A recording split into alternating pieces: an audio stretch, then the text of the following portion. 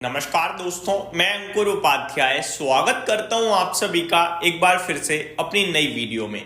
दोस्तों, दुनिया भर के बाजारों में गिरावट देखने को मिल रही है, लेकिन भारतीय बाजार सबको इग्नोर अवॉइड करते हुए ऊपर की तरफ जा रहे हैं। निफ्टी में शुरुआत तो थोड़ी सुस्त हुई, लेकिन उसके बाद आपको तेजी देखने को मिल रही है। निफ्टी करीब 50 पॉइंट्स ऊपर ट्रेड कर रहा है, लेकिन असली तेजी आपको ब्रॉडर मार्केट में दिख रही है, जहां मिड कैप इंडेक्स 1% ऊपर है और स्मॉल कैप इंडेक्स में भी 1% की तेजी दिख रही है।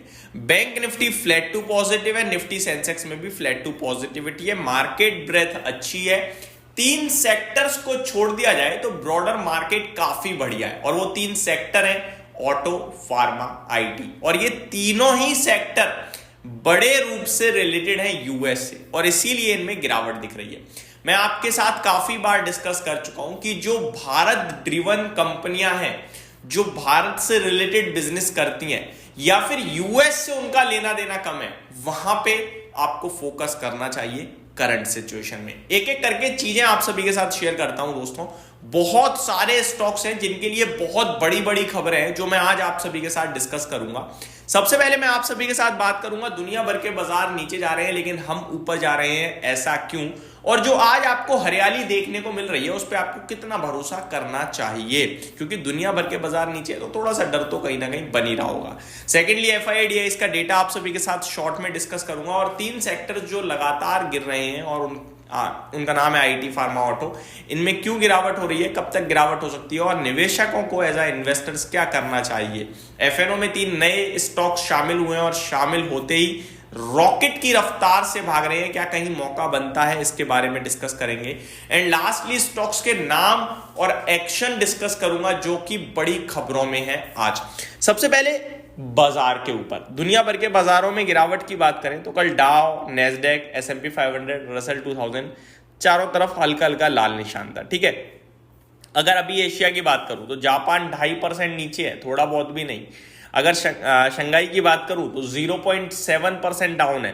हैंगसेंग की बात करूं तो 1% नीचे है। कॉस्पी की बात करूं तो 2% नीचे है। मलेशिया फ्लैट टू नेगेटिव है। ताइवान 1.5% नीचे है।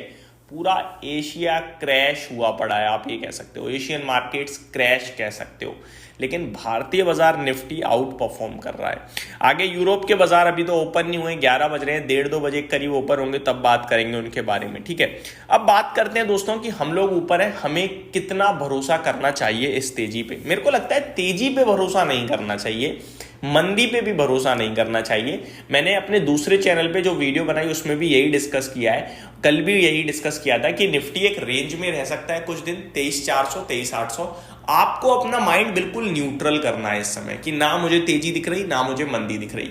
23,400 के नीचे मेरे को मंदी दिखने लगेगी, और 23,800 के नीचे मैं थोड़ा स्ट्रेंथ में आ जाऊंगा, सिर्फ इतना ही। यही सोच के आपको बाजार को इस समय वॉच करना है। कोई सौदा नहीं बनता, कोई ट्रेड नहीं बनता। आई थिंक उससे पहले मार्केट ऊपर नीचे करता रहेगा, करने दो उसे। ग्लोबल लेवल पे एक से एक नेगेटिव चीजें आपके लिए डेवलप हो रही हैं, और डोमेस्टिक लेवल पे आपके लिए सब कुछ ठीक और पॉजिटिव दिख रहा है, और बाजार इस बीच में झूलता हुआ दिख रहा है, ऊपर नीचे करता रहेगा, लेकिन सौदा नहीं बनता है, कोई ट्रेड नहीं बनता है। इनफैक्ट आपके लिए एफआईआईज इतनी बड़ी बाइंग कर रहे हैं, उसके बावजूद आप ऊपर नहीं जा पा रहे हो, तो समथिंग इज सीरियस। तो थोड़ा वेट करना ज्यादा बेटर है, और एफआईआईज का मूड कब बदल जाए हम सभी को नहीं पता है। तो मैं थोड़ा इनफैक्ट कॉशियस साइड पे और आपको रखना चाहूंगा। 22,000 पे जब मैंने आपसे कहा रिबाउंड आता दिखता है, उस समय मैं फुल्ली कॉन्फिडेंस भी रख रहा था। 23,800 पे मैंने प्रॉफिट बुकिंग के लिए बोला, और अभी मैं साइड में बैठने के लिए बोल रहा हूं। ये मेरा पर्सनल ओपिनियन है, ठीक है जी। जब तक लेवल्स नहीं निकलेंगे तब तक तो कम से कम साइड में बैठना चाहिए।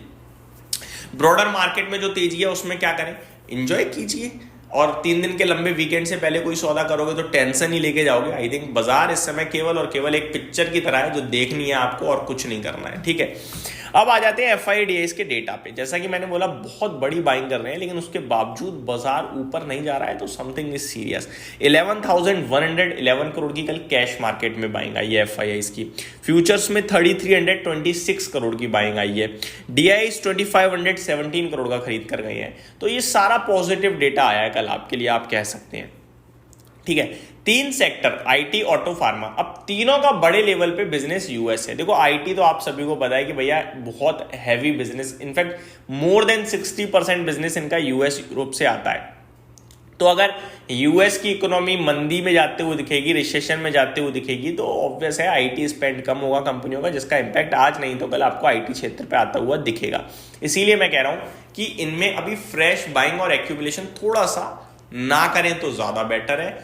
और आप ऑलरेडी इन्वेस्टेड हो तो ये सेक्टर्स, ये कंपनियां खराब नहीं है, ये समय समय की बात है। यूएस रिसेशन में 2022 में भी जाने वाला था, तब भी ये गिरे थे, लेकिन गया नहीं और वापस से ऊपर भी आए। तो साल 1.5 साल की बात है, वापस से जब यूएस ठीक होगा तो इनका भी समय अच्छा आएगा। तो आप अगर ऑलरेडी इन्वेस्टेड हो तो अपना वेटेज थोड़ा आईटी सेक्टर पे इस समय कम कर दो।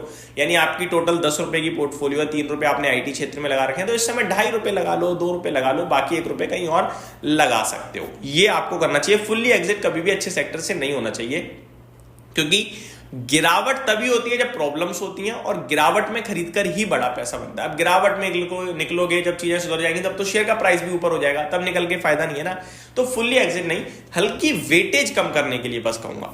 आगे सेम चीज ऑटो और सेम चीज फार्मा, बट ऑटो में थोड़ा डिफरेंट है। ऑटो पे टैरिफ अनाउंस हो गया इसलिए नीचे है, अदरवाइज बिजनेस में तो मैं एक से एक डेटा पढ़ रहा हूं, वो कह रहे हैं ऑटो में जो टैरिफ लग रहा है उसका इंपैक्ट आएगा ही नहीं ज्यादा बड़े लेवल पे।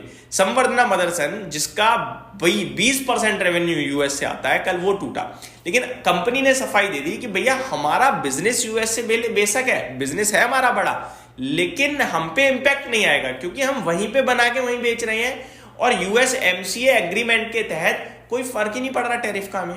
तो इसके ऊपर मैं डिटेल्ड वीडियो भी बनाऊंगा। तो ये दर्शा रहा है कि ऑटो क्षेत्र में दिक्कत है, लेकिन इतनी नहीं है। हाँ, टाटा मोटर्स के लिए दिक्कत दिखती है, बाकी कोई ज्यादा बड़े लेवल पे नहीं दिखती है। ठीक है, आगे बढ़े दोस्तों। फार्मा में दिक्कत हो सकती है अगर कुछ हुआ तो, अभी तक तो नहीं हुआ है, अगर हुआ तो, क्योंकि फार्मा बहुत बड़े लेवल पे बिजनेस करता है। ठीक है, बट हमें यह भी समझना चाहिए कि फार्मा जितना बिजनेस यूएस में कर रहा है उतनी ही जरूरत यूएस को है इंडियन फार्मा कंपनीज की। फार्मा पे कोई कट नहीं कर सकता है, आप फार्मा को इग्नोर, फार्मा कोई ऐसी चीज है जो आप मतलब अपनी मर्जी से नहीं, मजबूरी में लेते हो। दवाइयां कोई शौक में तो खाता नहीं है। तो अगर यूएस कंज्यूमर्स को कुछ हो रहा है, दिक्कत है, तो यूएस को फार्मा लेना ही पड़ेगा। और अगर उस समय वो टैरिफ या महंगा करेंगे तो फिर भैया उनके कंज्यूमर्स किस लेवल पे इन्फ्लेशन झेलेंगे, सोचो आप। अब वो सोचें कि हम अपने देश से ही पूर्ति डाल दें, तो वो इम्पॉसिबल है उनके लिए, क्योंकि बहुत बड़े लेवल पे जरूरत पड़ती है यूएस को फार्मा की। तो मेरे को लगता है फार्मा पे इतनी प्रॉब्लम आने ही नहीं देगा यूएस, क्योंकि वो उनके लिए ज्यादा सरदर्दी बन सकता है। ठीक है, आएगी तो फिर देखते हैं क्या होता है। तो ये तीनों आपके लिए बड़े लेवल पे अपडेट हो गई। अब स्टॉक्स का नाम लेना चाहूंगा और डिटेल आपके साथ अगली वीडियो में शेयर करूंगा। बीएससी, भेल, HAL, Ashok Leyland, Adani Green, Capri Global, MNM Force Motor, Asian Paint, Samvardhana Motherson and BEL. इन स्टॉक्स के लिए बड़ी खबरें आई हैं जो मैं आप सभी के साथ दिन के दौरान डिस्कस करूंगा। चैनल के साथ बने रहिए। Thank you so much for watching this video. Have a great day guys.